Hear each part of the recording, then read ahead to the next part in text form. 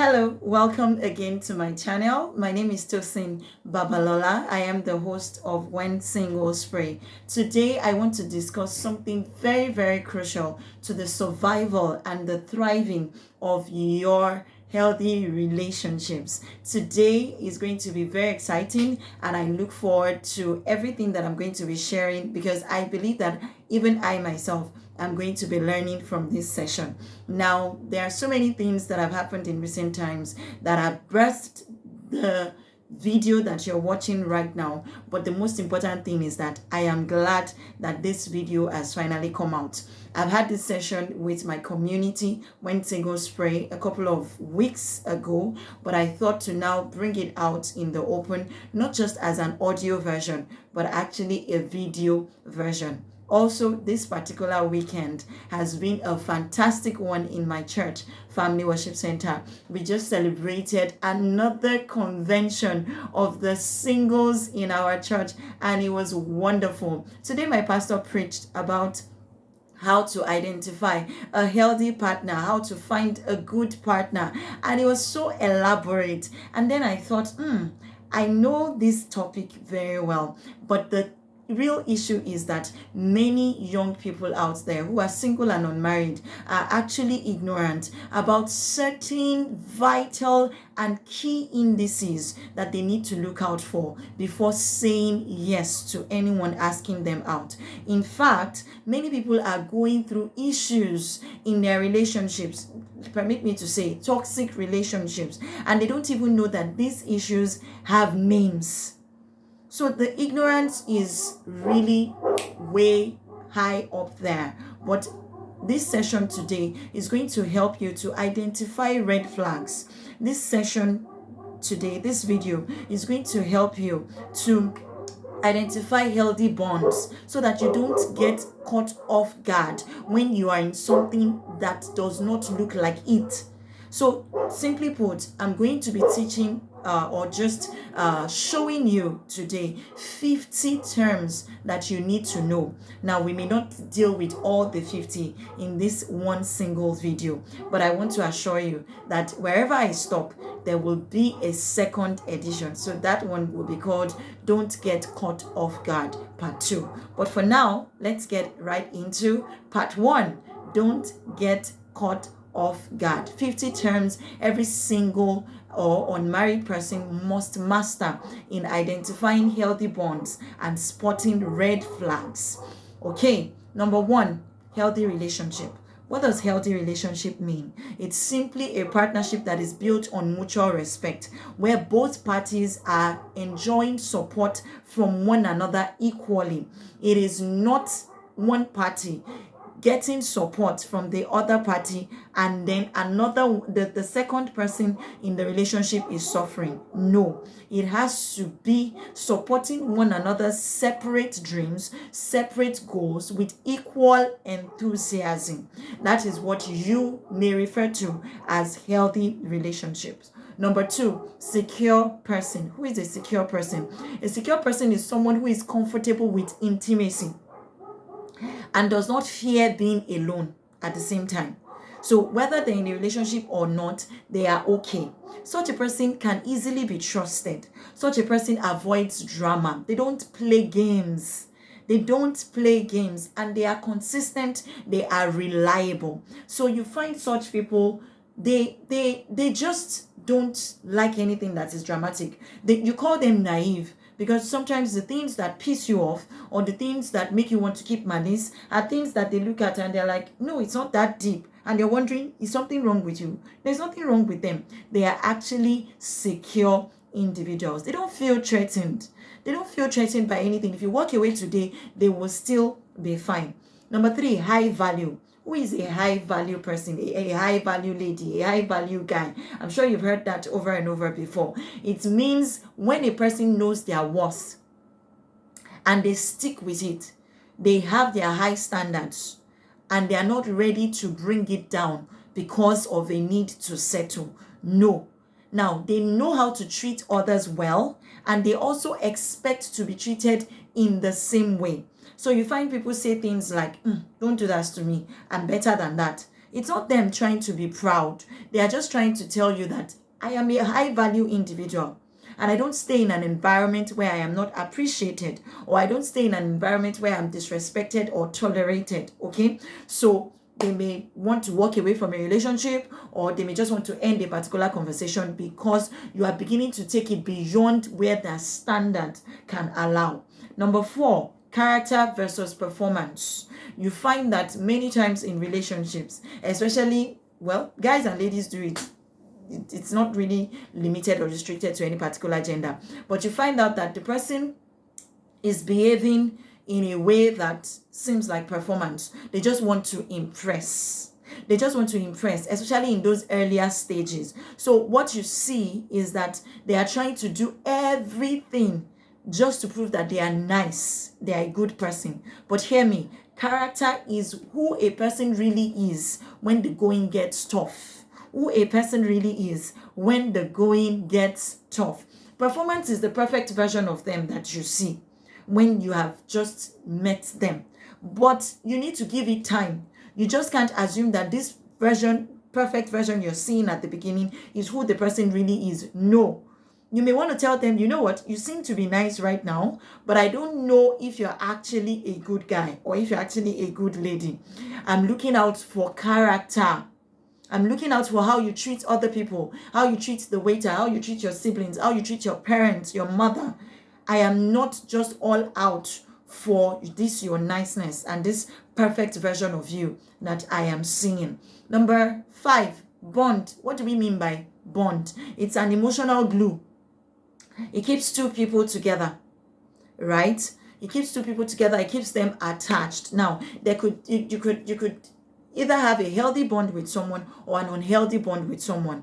Now, an unhealthy bond can also be called trauma-based bond. It means, maybe for instance, one party is high on drugs and the other party has actually just survived another addiction, maybe also drugs related. So that kind of thing brings them together. Something was broken in their upbringing and it's common to both of them. So it brings them together. It's trauma-based bonding. While you also have healthy bond, right? And that one is based solely on love. All right. Now, number 6 in relation to bond is chemistry. Chemistry. Do we really know what chemistry is? Or do we actually define what we feel as chemistry?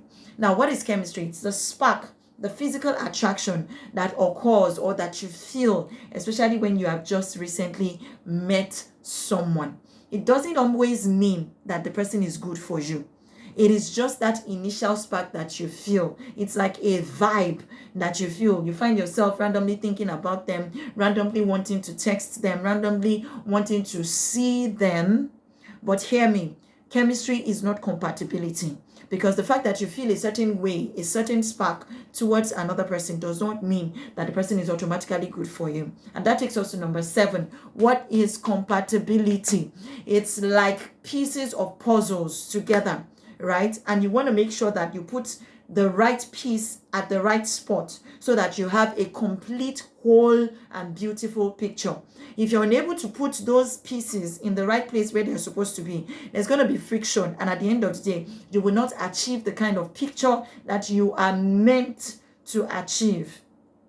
Your marriage is very critical and very vital in who you become, especially in the fulfillment of God's assignment for your life. One of the scriptures that we anchor when singles pray on is Ephesians 2 verse 10. For we are his workmanship, created in Christ Jesus unto good works, which God has before ordained that we should walk in them. So we don't want to just make decisions anyhow. We want to make quality decisions. And one of the ways by which you make quality decisions is that you check for compatibility in that person you have just met or who you intend to spend the rest of your life with.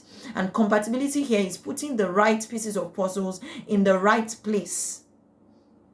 So you want to check, do our life's goals match? Do our values fit together? If not, then we need to call it quit. You find yourself saying things like, I don't think that this is going to work because we want different things. You want to travel, I want to stay at home, right? We don't seem to agree on core values I believe in consistency, but you don't believe in that. You want to do hot today, cold tomorrow. And then what you realize is that once this compatibility isn't there, there will always be friction. There will always be fights, arguments, disagreements. These are clear indices that you are not compatible with the person. It doesn't matter the degree of chemistry that you feel. Number 8, honeymoon phase. Honeymoon phase. This occurs earlier in a relationship. It is the high energy part of the relationship where it seems like you really can't do without this person, and it is fueled by chemistry. That is chemical. That's the fuel, right? It's high, but eventually it fades away, just like the regular honeymoon that occurs after marriage. So there is the honeymoon phase that occurs when you just meet somebody, and you cannot make your decisions based on what you feel in the honeymoon phase. You need to give it time and allow the butterflies to settle. Your partner, the person you have just met, may not be the absolute perfect person for you if you base your decision on how you feel in the honeymoon phase. So Google these things. Please let us research. Don't fall victim. Don't fall victim for another man's poor judgment. If a man is rushing you and rushing you and rushing you, there could be several reasons for that. Love bombing you, there could be several reasons for that. So allow the honeymoon phase to fade away, and they know this person for who they really are, not by performance, but for character. Praise God. So number 9, talking stage. This one is becoming a term that is widespread these days, and it simply means the pre-relationship stage. Hello, you're not yet in a relationship in a talking phase, no matter how high your chemistry is, both for the guy or the lady. It's the phase where you're just getting to chat one another. Hello, hi, how are you doing? You're just checking the other person out. The guy is not making any commitment. The lady is not making any commitment. It is not a dating phase. It is simply talking stage. However, you need to set boundaries. Now, we'll talk about boundaries later, but you need to know the timeline to which this talking stage will get before you call it quit, because some talking stage can last forever, and that occurs when you meet emotionally unavailable guys. We'll get into that also much later. But hear me, talking stage does not mean a commitment is reinforced. It does not mean that a commitment is established yet. So you're just vibing along, you're just getting to know each other. No pressure. No pressure. All right. Number 10, love language. I'm going to dwell on this a lot. You see, one of the reasons that I'm doing this video today is because many young people are so ignorant of the various categories of that we can make for personality types. People who are over 30 years old today just assume that, oh, I know my temperament. I'm phlegmatic, I'm sanguine, I'm melancholy, I'm choleric, and that settles it. You have just done maybe 20% of the work in terms of self-awareness. There are other categorizations of personality types, and it behoves on you to do a thorough research on this categorization so that you know and understand yourself very well and begin to do the work. May I just say this here as well, that being single is not a phase where you flaunt your independence only. Yes, it's a phase where you're independent, but being single primarily speaks of a phase where you give yourself over to doing the work, taking responsibility for your life, and determining to fix all the brokenness that you are able to identify. But many of us don't even know how to identify the brokenness in us. So categorizations exist in diverse fields that describe human personality. It goes beyond temperament. It goes beyond your level of emotional maturity and intelligence. So today I want to charge you, find out who you really are. So one of those categorizations, which we're about to talk about now, is love language. Many relationships have failed, not because the parties are not compatible, but because they could not effectively communicate love language. They could not come to a place of clarity on what their love language is. And we'll talk about that later, clarity, communication, and all that. Now, love language simply means, take for instance, you walk into Cold Stone, it's ice cream shop, and you find various flavors of ice cream. There's vanilla, there's there's vanilla, there's strawberry, there's chocolate, and all sorts. One day my sister and I went to get ice cream and she tasted a particular flavor and she was like, this one tastes like toothpaste. Okay, so it's different flavors. You have your favorite. You have your own favorite flavor. Sometimes we don't even want anything mixed with it. You don't want toppings. You don't want anything. You just want that simple flavor, and that's it. Sometimes some people like a mix. Sometimes some people prefer a particular flavor to be more dominant than the other one. But bottom line is there is something that you prefer. Now, so the same thing applies to love language. It is the specific way in which you want to be loved. It is how you interpret love. It is the little actions and inactions that communicate love to you from your partner, or even from your friend, or even from your parents, from your significant others.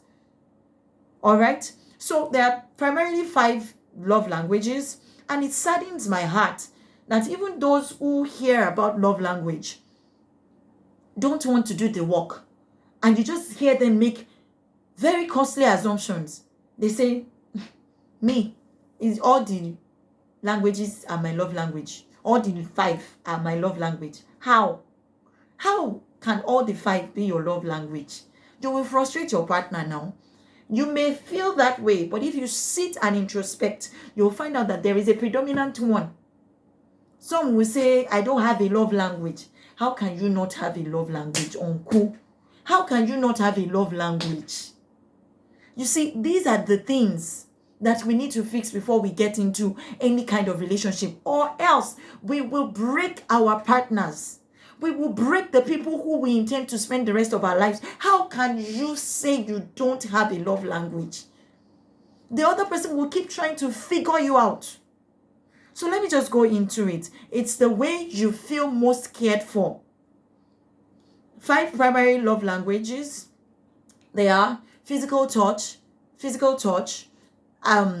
quality time, acts of service, right?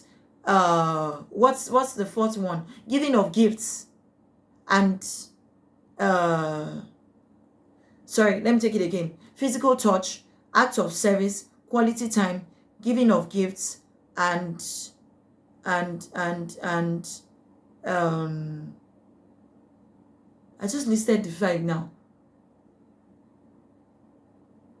Act of service, physical touch, quality time, giving of gifts. Maybe the 5th one is not even anywhere near my radar, but I'll pick it up as we go on, because I don't intend to edit this video. So let's just keep going. Now, I just spoke in my own local dialect. I am sure that 90% of the people who probably have watched the video before you are watching it right now did not understand what I said. And even you watching me right now, you probably don't understand what I have just said. That is how love language is.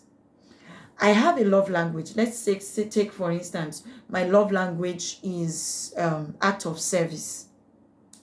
Act of service, right? Now, you help me pick up my car from the mechanic. You help me to wash my car every time you visit. You do some chores for me in my house or in my room whenever you come to visit. I really, really love that, because it is my love language. If you probably buy me a gift, that's giving of gifts, maybe I won't even say thank you, because I don't see it as, I don't understand it. It is a language. You're speaking it, but I don't understand it. What I understand is when you move around, you help me do all the activity, and I don't have to you. It will show in the way that I will be most grateful. Now, what we don't understand is that there is a tendency for you to assume that your love language is your partner's love language, because that is what you understand. But I just assume that you understand what I said. So I keep speaking it to you. And that is where we miss it. So quality, acts of service being my love language, I meet a guy, we're dating, and then I start to also do stuff for him. Help him do grocery shopping, help him pick up his clothes from the laundry. And he's not saying thank you. And I am frustrated because he is not saying thank you. It looks like a chronic ingrate. A chronic ingrate. Because I have been speaking a language to him that he doesn't understand. Now, maybe my partner's love language is physical touch. And so maybe we're sitting together and he wants our knees to touch, but I'm just there doing my own thing. I'm not even bothered. Whether our knees are touching or not doesn't even move me. Or he wants to hold hands and I'm just here holding him like this. But he actually wants to be held with our fingers locked in. And I don't see anything in that. Or maybe he's driving and he wants me to put my hand, my palm on his hand, on the gear. But I don't understand it if he doesn't say that that is what he wants. Now, here is the thing. When you understand your own love language, the work isn't done yet. You have only done 1/3 of the work. Understanding your own love language is number one. Communicating your love language to your partner effectively is 2/3 of the job done.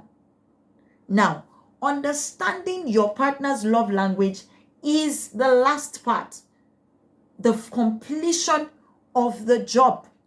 When you're able to understand your partner's love language, then you know that you're on a cruise, you are sailing.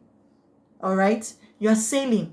But if you don't understand your partner's love language, even though you have communicated your own, the chances are high that you will keep giving that person your own love language, because that is the only way that you are able to interpret love. All right? But when you ask them, physical touch may not mean anything to them. Quality time may not mean anything to them. Giving of gifts may not mean anything to them. Acts of service may not even mean anything to them. Maybe it is that fifth one that I can't remember that means a whole lot to them.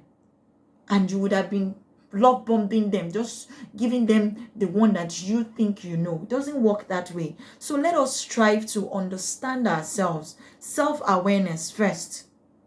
Self-awareness first. Self-awareness first. And then seek to understand the other person. Words of affirmation number 5. Is words of affirmation, yes. So, for instance, you're just there, giving him gifts. But that's not what he wants. Because you're giving him the gifts, but at the same time, you're speaking anyhow to him. You're loud, you're lousy. So understanding your partner's love language will help you to fix yourself. If you're loud and lousy, if you're flippant with your words, you cannot have a successful relationship with someone who wants words of affirmation, because you will keep lessing him.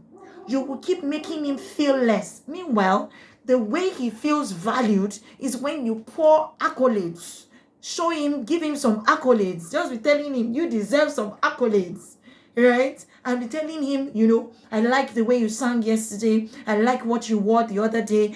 You really look so beautiful. I like your tie. I like how you walk in your shoes. That is the thing that validates them.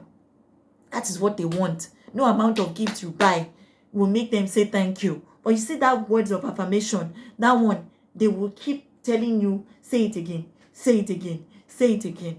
Do you understand? Or you see how they glow and they brighten up and the room lights up or lit up when you give them words of affirmation. All right. So let's take it again. It is physical touch. It is quality time. It is giving of gifts. It is act of service, and it is words of affirmation. Five categories of love language, and which is also some sort of categorization of human personality types. All right. So you need to do the research, please. And there are tons and tons of videos on YouTube that can help you do this. You can even ask ChatGPT. Number 11, boundaries. I said we were going to talk about this. It's your own personal rule of engagement. Personal rule of engagement. It's not that you are trying to form or anything. It defines the things that you will accept and the things that you will not accept. For instance, some people don't like getting phone calls after a certain time. And they will say it, I love spending time with you, but I don't like taking phone calls after past 10 p.m. because I need to focus on work following day. It's that simple. And everyone needs to have boundaries. See, especially ladies, everything you're doing with that guy, every minute you spend together, you are communicating your boundaries. You are communicating your boundaries. He says he's seeing you off. He's walking you, and all of a sudden his friends call him, or he finds another lady or something, and then he abandons you and he walks off. And you just waka komot. No. What you do or don't do defines your boundary. If you allow it, then you have simply told him that he can do it to you again and again. But if you find the best time or an opportune time to bring it up and politely state that, you know what, I appreciate the fact that you really value me enough to say you want to walk me off, but I don't quite appreciate how you now abandoned me without politely telling me you needed to go, right? And then he knows that he ain't gonna try that thing with you again. Boundaries. He's talking to you on the phone, and then all of a sudden the line goes off, or network issue or something, and it doesn't call back or it doesn't send a follow-up message. You have just stated boundaries. You have just let him know that he can run roughshod over you. He can decide to disrespect you. No closing, nothing. Everything can just be left aloof. No bye-bye, nothing. We can just be open-ended like that. Boundaries.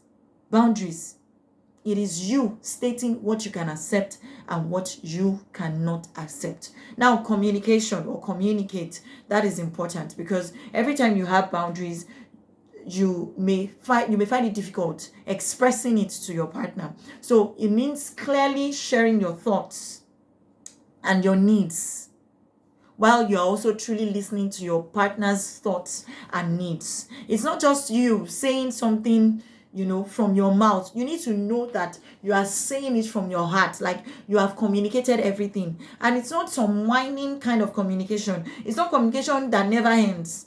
You have said it today. Tomorrow we realize that you actually didn't finish saying it yesterday. No. So ladies especially, we need to learn how to communicate. You are feeling lonely, and then you decide to communicate it with silent treatment. It's okay to say it. I feel lonely when we don't talk. It's simple. You think that, okay, consistency works for you. And it's not just consistency like talking every day, but you want a specific time when you want to talk with this person. It's okay to ask them, is there a specific time that you think we can talk? Because once I am able to talk with you at that specific time, then I can focus on the rest of my day and do other things that I need to do. It's okay to ask. All right? Number 13, we're not almost, because we're going to 50. Number 13 is clarity. So being 100% clear, that's what it means. 100% clear on what you're saying, where you stand, and not leaving the other person to guess. No guessing, because they are not, what man knows the things of another man, save the spirit of man that is in him. You can't, nobody can know what you're thinking, because they don't have supernatural powers like that. Okay?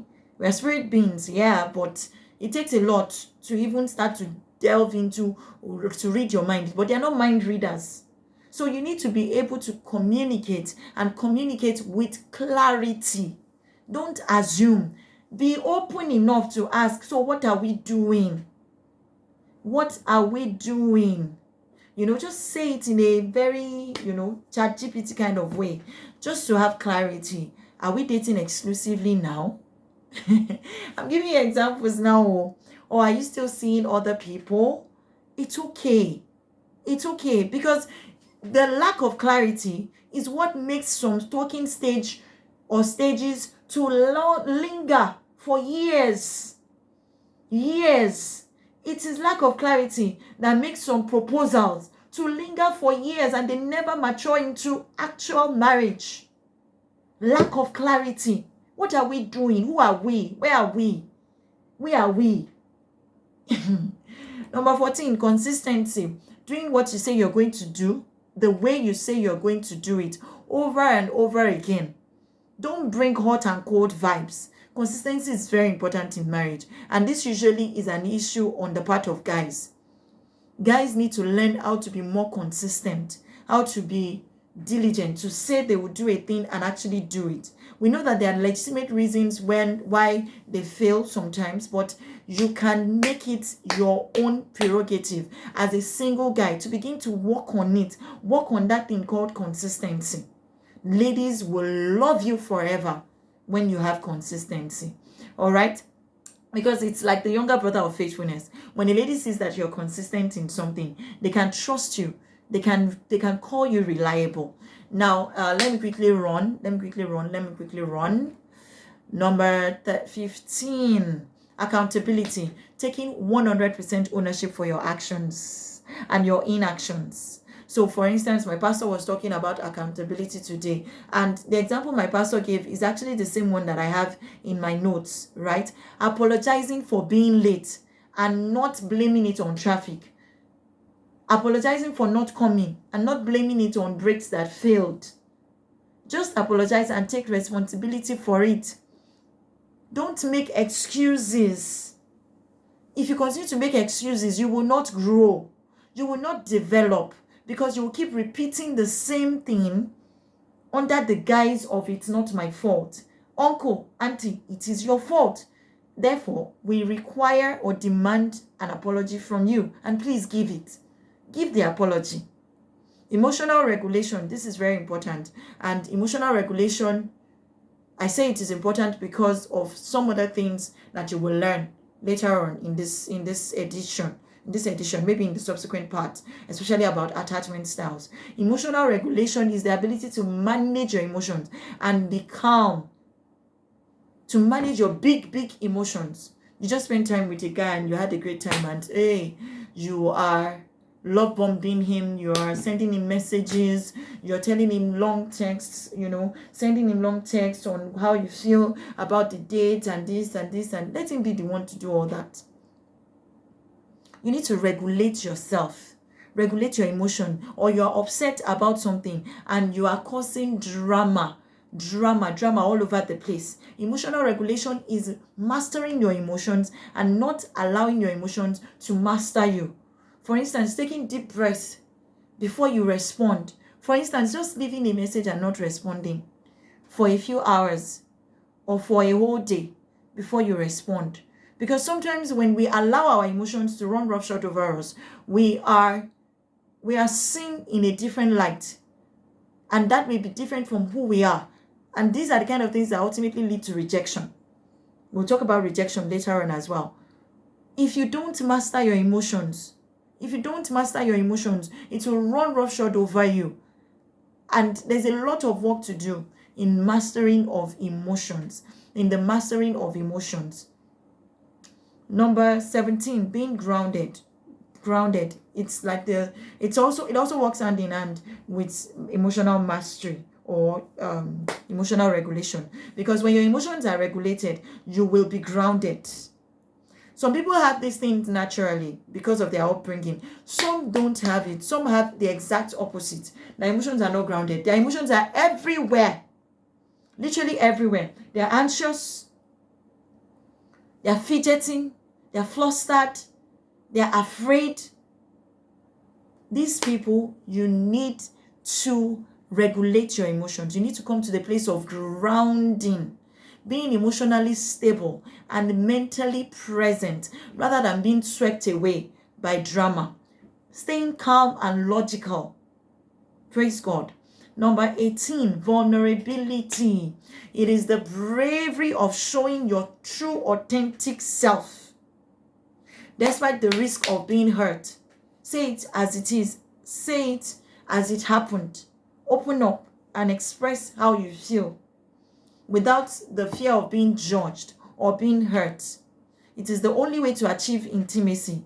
You cannot be fully loved if you are not fully known, if you're not fully seen. Sharing your deep personal struggle with your partner, even for the first time, and not have the fear of being judged. Number 19, space. It's something I'm looking for. I don't know if I've discussed it, but it should have been somewhere in the notes. It is character versus performance, but I'll check it. Space. It is the intentional distance that we create in relationship. Well, in my own opinion, I think it is guys who create space more than ladies do. It is the time when you move away temporarily just to refocus, to recharge. It's like the oxygen for any kind of relationship, and it allows people to remain their authentic self, to exist as individuals, not to go and cheat, not to go and do monkey branching. It is to be able to find yourself and be an individual once again. And you know that, okay, with or without this person, I am still human. I'm still human being and I have a life. All right. So, for instance, it could be just you wanting to take a walk alone. It could be just you wanting to be all by yourself for a few days. And it's okay to let your partner know that you need space. Don't get to the point where they now begin to read it and interpret it as silent treatment. And you are there over-explaining. Don't push it until that time. Don't let them keep asking, what's going on? Do you need space?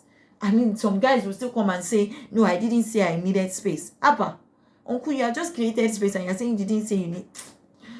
Number 20, reassurance. It is the act of giving comfort or proof to a partner just to ease their doubts. Reassurance. That thing that has constantly been making you want to be chatting them. Are we good? Are you okay? Is everything all right? Are we still together? This, and that is reassurance you are wanting.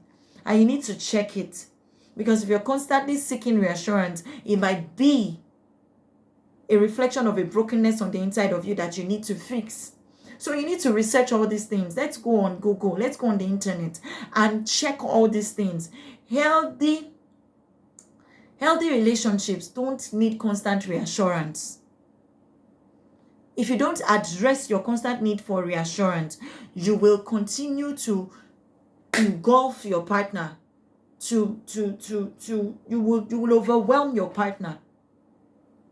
And that is because there's an insecurity issue you haven't dealt with. Number 20, empaths. These are people who read the emotions in the room. They feel emotions very strongly. I'll talk about how empaths are usually attracted to avoidance, right? And we'll just look at that much later. But if you're an empath, right, you feel people's moods easily. You feel people's emotions easily, all right? And you need to know how to deal with that. Number 22, reparenting. It is learning how to be a good parent to yourself. There are certain circumstances that warrant reparenting or that call for a need for reparenting.